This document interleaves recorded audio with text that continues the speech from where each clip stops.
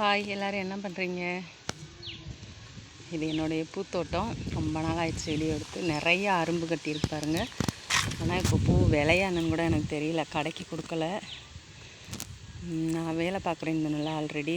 வீட்டில் இருந்து ஃபோனும் பேசிவிட்டு இந்த பூவையும் எடுத்து காலையில் கொண்டு கொடுக்குறது அப்படின்றதே என்னால் முடியலை, அதனால் பார்க்கல.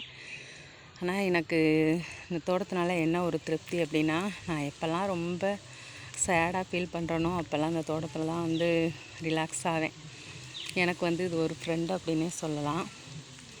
அப்படி தான் எப்பயுமே, இன்றைக்கின்னு இல்லை எப்பயுமே, ஒவ்வொரு நேரத்துக்கு இங்கே கூட வர பிடிக்காமல் வீட்டிலையே கூட இருந்துருவேன் அப்படின்னு சொல்லலாம்.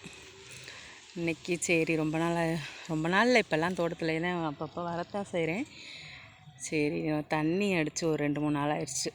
சரி இன்றைக்கி போய் செடிகளுக்கெல்லாம் தண்ணி விட்டுருவோம் அப்படின்னு சொல்லிட்டு வந்தேன்.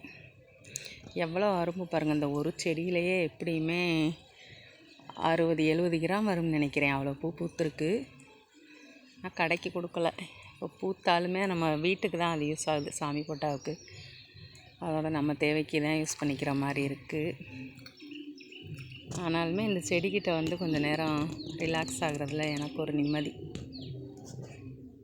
நம்ம வீட்டில் நம்மளை யார் என்னென்ன டார்ச்சர் பண்ணாலும், எவ்வளோ கஷ்டப்படுத்தினாலும், எவ்வளோ உதாசீனப்படுத்தினாலும், நம்ம நம்மளுக்கு ஆறுதல் தேடக்கூடிய இடம்னு ஒன்று இருக்குது அப்படின்னா நம்மளுக்கு பிடிச்ச இடமா தான் இருக்கும். அது எனக்கு என் வீட்டு தோட்டம்தான்.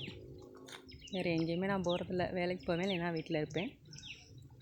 எப்படியுமே டெய்லி சாயந்தரம் என் வீட்டு தோட்டத்துக்கு வந்துடுவேன். இந்த செடிலாம் வச்சு இப்போ 3 வருஷம் ஆயிடுச்சு. 3 வருஷம் செடினா பூ நிறையாவே எடுக்கலாம் அப்படின்னு சொல்லுவாங்க. 2 கிலோ 2.5 கிலோ எடுக்கலாம்னு சொல்லுவாங்க. ஆனால் அந்தளவுக்குலாம் வரல. ஒரு 1/4 கிலோ, அதுக்கு 300-400 பூ கிட்ட வருது.